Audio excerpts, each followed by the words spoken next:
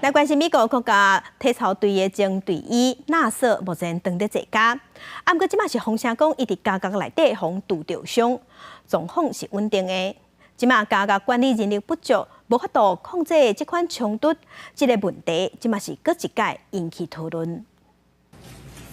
美联社引述两位消息人士的讲法，国家体操队前任队医纳瑟，找到伫咧非洲一间联邦监狱内边，甲另外一个犯人冤家时阵被抬几落刀，去伤到脚趾边甲胸坎，即马情形稳定。这间监狱即马工作人员无够，负责过纳瑟落班区域的警察，迄当阵也阁是照规定伫咧加班。 We know that one of the officers involved was working a third overtime shift, so that's 16 hours that officer was on, and the second officer was on a second mandatory overtime shift. This is, again, a significant issue within the federal prison system. 纳瑟捌做过美国女子体操队队医18年，性侵过500多位少女、查某囡仔，并且承认有儿童色情相片画刊。2018年被判300多年的刑期掠去关。这几年联邦监狱工作人员真欠，已经过身的火野人艾普斯坦2019年伫咧监狱自杀，大家才开始注意。 An Associated Press investigation in 2021 found that nearly 1/3 of correctional officer positions at federal prisons across the country remain open,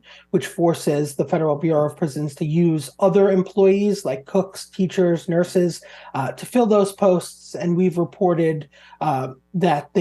those staffing shortages have led to critical incidents and hampered responses to emergencies like suicides involving inmates. 去年接监狱局长的克莱特彼得斯讲，要改革以前的招聘方式，提高透明度。严格伫咧顶个月，互人叫做地下航空炸弹客卡纯斯基伫北卡联邦监狱的医疗中心自杀，表示这个问题也是无改善。